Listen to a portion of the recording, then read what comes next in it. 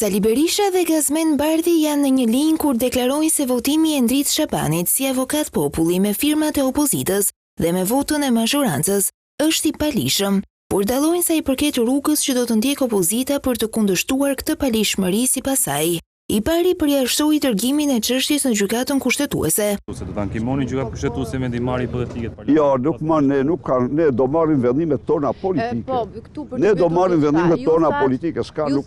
I dyti paralajmëroi kallëzim penal për kryetarin e kuvendit Niko Peleshi për falsifikim dokumentacionesh. Kam autorizuar me njëherë ekipin ligjor të grupit parlamentar të Partisë Demokratike që të përgatisë kallëzim penal për shpërdorim detyre dhe falsifikim të dokumentave parlamentare në bashkëpunim për kryetarin e kuvendit Niko Peleshi dhe çdo kënd tjetër që ka rol në këtë akt të paprecedent të kuvendit, ndërkohë që do të kërkojë nga grupi parlamentar autorizimin përkatës për t'u drejtuar gjykatës kushtetuese për të verifikuar zgjedhjen e avokatit të popullit përmes një procedure parlamentare të rësisht të paligjshme. Dy qëndrime sugjerojnë se Berisha ndonse kundërshton procedurën e zgjedhjes së avokatit të popullit, është pajtuar me produktin e kësaj procedure, ndërsa Gazmend Bardhi jo.